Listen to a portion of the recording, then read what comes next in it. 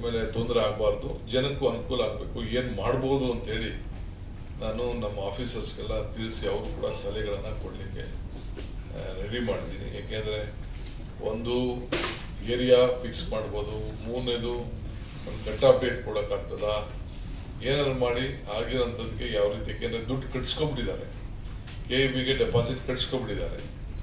So ಇದೆಲ್ಲ ಕೂಡ ದೊಡ್ಡ ವಿಚಾರ ಇದೆ.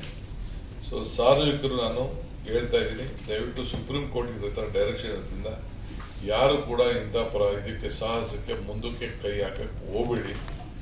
ಒಂದು 3-4 ದಿನದಲ್ಲಿ ನಮ್ಮ ಲೀಗಲ್ ಡಿಪಾರ್ಟ್ಮೆಂಟ್ ಅವರು ಮತ್ತು ಬೇರೆ ನಮ್ಮ ಆಫೀಸರ್ಸು ಹೆಂಗೆ ಇದನ್ನ ಸಮಸ್ಯೆನ ಬಗೆಹರಿಸಬೇಕು ಅಂತ ನಾವು ಪ್ರಯತ್ನ ಮಾಡ್ತಿದ್ವಿ. ಇದಲ್ಲದೆ ಸುಪ್ರೀಂ ಕೋರ್ಟ್ ಅಲ್ಲಿ ಲಾಯರ್ಸ್ ಇರ್ಬೋದು, ಜುಡಿಷಿಯರಿ ಬೇರೆ ಬೇರೆ ರಾಜ್ಯಗಳಲ್ಲಿ ಯಾವ ರೀತಿ ಇದನ್ನ ಬಗೆಹರಿಸಲಿಕ್ಕೆ ಪ್ರಯತ್ನ ಮಾಡ್ತಾ ಇದ್ದಾರೆ ಅನ್ನೋದು ಕೂಡ ಅವ್ರ ಹತ್ರ ಮಾಹಿತಿಯನ್ನು ಕೂಡ ನಾವು ತೆಗೆದುಕೊಳ್ತಾ ಇದ್ದೀವಿ. ಇದು ಬರೀ ನಮ್ಮ ರಾಜ್ಯಕ್ಕೆ ಸಂಬಂಧಪಟ್ಟಂತ ವಿಚಾರ ಅಲ್ಲ, ಇಡೀ ದೇಶಕ್ಕೆ ಇದಾಗಿದೆ. ಸೊ ಅದರಿಂದ ಸಾರ್ವಜನಿಕರು ದಯವಿಟ್ಟು ಜಾಗೃತಿಯಿಂದ ದಯವಿಟ್ಟು ಯಾರು ಕಟ್ಟಬೇಡಿ. ಇದನ್ನ ಸಕ್ರಮ ಮಾಡೋದು ಬಹಳ ಕಷ್ಟ ಆಗ್ತದೆ. ನಿಮ್ಗೆ ನೀರು ಕೊಡಕ್ಕಾಗಲ್ಲ, ಕರೆಂಟ್ ಕೊಡಕ್ಕಾಗಲ್ಲ ಅಂತ ಪರಿಸ್ಥಿತಿ ಬಂದಿದೆ. ದಯವಿಟ್ಟು ತಾವು ಸಹಕಾರ ಕೊಡಬೇಕು ಅಂತೇಳಿ ಈ ಮೂಲಕ ನಾನೆಲ್ಲ ಸಾರ್ವಜನಿಕರಿಗೆ ನಾನು ಮನವಿಯನ್ನ ಮಾಡ್ತೇನೆ. ಸರ್, ಬೇರೆ ಸ್ಟೇಟ್ಗಳಲ್ಲಿ ಮಹಾರಾಷ್ಟ್ರ ಮತ್ತು ಉತ್ತರ ಪ್ರದೇಶದಲ್ಲಿ ಇಂಪ್ಲಿಮೆಂಟೇ ಮಾಡಿಲ್ಲ. ಇನ್ನು ನಮ್ಮ ಸ್ಟೇಟ್ ಅಲ್ಲಿ ಅರ್ಜೆನ್ಸಿ ಏನಿತ್ತು ಸರ್, ಅಂದ್ರೆ ಕಂಟೆಂಪ್ಟ್ ಆಗತ್ತೆ ಅಂತ ಆತುರಕ್ಕೆ ಬಿದ್ರ. ನೋಡಪ್ಪ, ನೀವ್ ಹೇಳಂತ ನಾನು ಕೇಳಿದ್ದೀನಿ. ಉತ್ತರ ಪ್ರದೇಶಕ್ಕೂ ಡೆಲ್ಲಿಗೂ ಹೋಗಿದೆ ನಾನು, ನಮ್ಮ ಆಫೀಸರ್ಸ್ ಕರ್ಕೊಂಡು ಡೆಲ್ಲಿಗೆ ಹೋಗಿ ಅಲ್ಲೂ ಚರ್ಚೆ ಮಾಡಿದ್ದೀನಿ ನಾನು. ಇದು KRC ಅವರು ಡೈರೆಕ್ಟ್ ಆಗಿ ಕೋರ್ಟ್ ಜಡ್ಜ್ಮೆಂಟ್ ಮೇಲೆ ನಮ್ಗೆ ಬರೆದ್ಬಿಟ್ಟಿದ್ದಾರೆ. KRC ಅಂತ ಚೀಫ್ ಸೆಕ್ರೆಟರಿ ಬರೆದಿದ್ದಾರೆ, ಬೇರೆಯವರು ಇಂಪ್ಲಿಮೆಂಟ್ ದಿ ಕೋರ್ಟ್ ಆರ್ಡರ್ ಅಂತ ಹೇಳ್ತಾರೆ. ಅರ್ಜೆನ್ಸಿ ಅಂತ ನೀವು ಹೇಳ್ತೀರಿ, ಆಫೀಸರ್ಸ್ ಯಾವಾಗಲೂ ಮೈ ಮೇಲೆ ಎಣ್ಣೆ ಹಾಕೊಂಡಿರ್ತಾರೆ. ಅವ್ರ ಅನುಕೂಲಕ್ಕೆ ನಾಳೆ ಯಾಕೆ ನಾ ತಗಲಾಕಬೇಕು ಅಂತ ಹೇಳಿ ನಮ್ಮ ಮೇಲೆ ಹಾಕ್ತಾರೆ. ಅದಕ್ಕೆ ನಾವಿರೋದು ಸಮಸ್ಯೆನ ಬಗೆಹರಿಸಲಿಕ್ಕೆ ಏನಾದ್ರು ಒಂದು ವಿಚಾರ ಮಾಡಬೇಕು. ನೀವು ಕೇಳ್ತೀರಿ ಕರೆಕ್ಟ್, ನೀವು ನಮ್ಗೆ ಛೇಡಿಸ್ತೀರಿ, ಬಟ್ ನಾವು ಸೊಲ್ಯೂಷನ್ ಕೊಡ್ಬೇಕಲ್ಲ. ನಿಮ್ಮತ್ತೆ ನಾವು ಸೊಲ್ಯೂಷನ್ ಇದ್ರೆ ಬೇಕಾದ್ರೆ ಹೇಳಿ, ನಿಮ್ದು ಸೊಲ್ಯೂಷನ್ ನಾವು ಸ್ವೀಕಾರ ಮಾಡಕ್ಕೆ. ಯಾಕಂದ್ರೆ ಕಾನೂನು ಚೌಕಟ್ಟಲ್ಲೇ ನಾವು ಜನರಿಗೆ ಸಹಾಯ ಮಾಡಬೇಕು.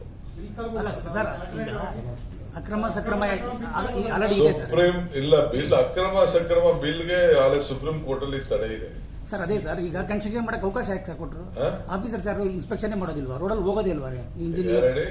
ಇಂಜಿನಿಯರ್ಸ್ಗಳು ಅವರ ವ್ಯಾಪ್ತಿಯಲ್ಲಿ ಒಂದು ಇಲ್ಲಿಗಲ್ ಬಿಲ್ಡಿಂಗ್ ಪ್ಲಾನ್ ಇಲ್ಲದೆ ಬರುತ್ತೆ ಅಂದ್ರೆ ಈಗ ನೀವು ಆಕ್ಷನ್ ತಗೋಬೇಕು ಅಂತ ಹೇಳಿದ್ದಾರೆ. ಬಿ ಖಾತಾ ಬೇರೆ ಕೊಡ್ತಾ ಇದೀರಿ, ಅದು ಪ್ಲಾನೇ ಇರಲ್ಲ ಸರ್. ಅದು ಮತ್ತೆ ಈಗ ಆಕ್ಷನ್ ತಗೋಬೇಕು. ಬಿ ಖಾತೆ ಯಾಕೆ ಕೊಟ್ರಿ ಅಂದ್ರೆ ಹಿಂದೆ ಯಡಿಯೂರಪ್ಪ ಕಾಲದಲ್ಲಿ ಅದನ್ನ ಯಾವ್ದೋ ಬೊಮ್ಮನಹಳ್ಳಿ ಇಶ್ಯೂ ಆಯ್ತು ಅಂದ್ರು, ಅದನ್ನ ಕೊಡಕ್ ಶುರು ಮಾಡಿದ್ರು.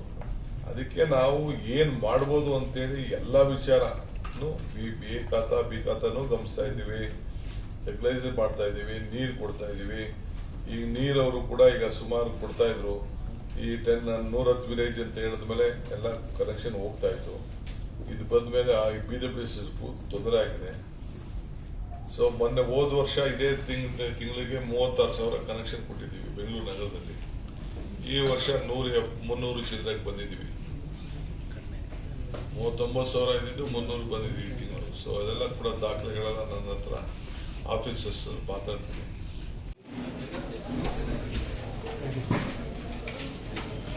ಬಂದೋಡೆ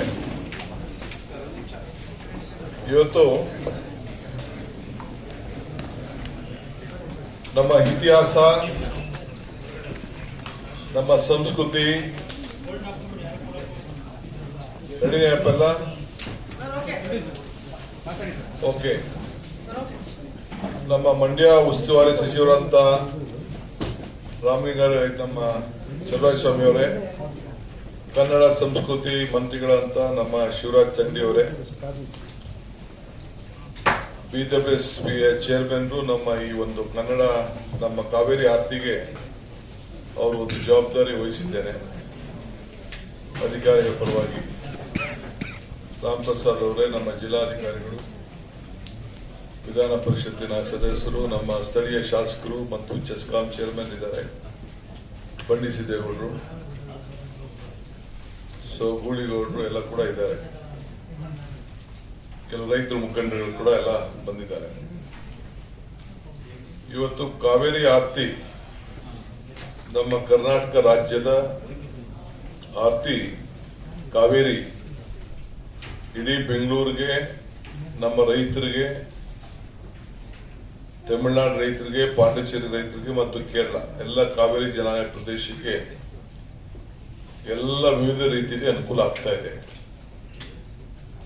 ನನಗೊಂದು ನಂಬಿಕೆ, ಪ್ರಯತ್ನ ವಿಫಲ ಆಗೋದು, ಪ್ರಾರ್ಥನೆ ವಿಫಲ ಆಗೋದಿಲ್ಲ ಅನ್ನೋದು ನನಗೆ ನಂಬಿಕೆ. ಈ ಹಿನ್ನೆಲೆಯಲ್ಲಿ ನಾವು ಈ ದೇಶದ ಪರಂಪರೆಯಲ್ಲಿ ನಾನು ಅನೇಕ ಕಡೆ ನೋಡಿದ್ದೇನೆ. ಗಂಗಾ ಆರತಿ ನೋಡಿದ್ದೇನೆ, ತುಂಗಾ ಆರತಿ ನಮ್ಮ ರಾಜ್ಯದಲ್ಲೇ ನಡೀತಾ ಇದೆ. ಸುಮಾರು ತುಂಗಾ ನದಿ ಅಡಿಯಲ್ಲಿ ಹಿಂದೆ ಬಿಜೆಪಿಯವರ ಕಾಲದಲ್ಲೂ ಕೂಡ ಅದನ್ನ ಪ್ರಾರಂಭ ಮಾಡಿಸಿದ್ದಾರೆ. ಅದು ಇಲ್ಲಲ್ಲ, ನಮ್ಮ ಕಾಲದಲ್ಲಿ ನಾನು ಇದ್ರಲ್ಲಿ ಮಾಡಿದೆ, ಎಲ್ಲಿ ವಿಜಯನಗರದಲ್ಲಿ.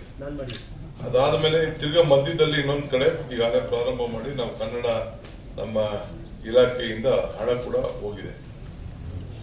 ಈಗ ಇದಕ್ಕೆ ಹೊಸ ರೂಪ ಕೊಡಬೇಕು ಅಂತ ಹೇಳಿ ನಾವು ಇದಕ್ಕೆ ಪ್ರಾರಂಭವನ್ನು ಮಾಡಿದ್ದೇವೆ. ಹಿಂದಿಂದ ಕೂಡ ಮಹಾರಾಜರು ಬಹಳ ಆ ಉದ್ಯಾನವನ ಕಾಲದಿಂದ ಹಿಡಿದು ಕೂಡ ನಡೆಸಿ, ನಮ್ಮ ಗುಂಡರಾಯರ ಕಾಲದಲ್ಲಿ ಅದಕ್ಕೊಂದು ಮ್ಯೂಸಿಕಲ್ ಫೌಂಟೇನ್ ಕ್ರಿಯೇಟ್ ಮಾಡಿ ಇವತ್ತು ಕೂಡ 7-8 ಸಾವಿರ ಜನ ಸಾರ್ವಜನಿಕರು, ಪ್ರವಾಸಿಗರು ಅಲ್ಲಿಗೆ ಬರ್ತಾ ಇದ್ದಾರೆ. ಇನ್ನ ಪ್ರವಾಸಿಗರನ್ನ ಹೆಚ್ಚಿಸಬೇಕು. ಬೆಂಗಳೂರಿಂದ ಕೇವಲ 1-1.5 ಗಂಟೆಯಲ್ಲಿ ಬಂದು ಪ್ರವಾಸದಲ್ಲಿ ಪಾಲ್ಗೊಂಡು ನೋಡಬೇಕಾದಂತ ಒಂದು ಸ್ಥಳ ನಮ್ಮ ಮೈಸೂರು KRS. ಇದು ಎರಡು ಕೂಡ ನಾವು ಜನರಿಗೆ ಇನ್ನ ಹೆಚ್ಚಿಗೆ ಆಕರ್ಷಣೆಯನ್ನು ಮಾಡಬೇಕು.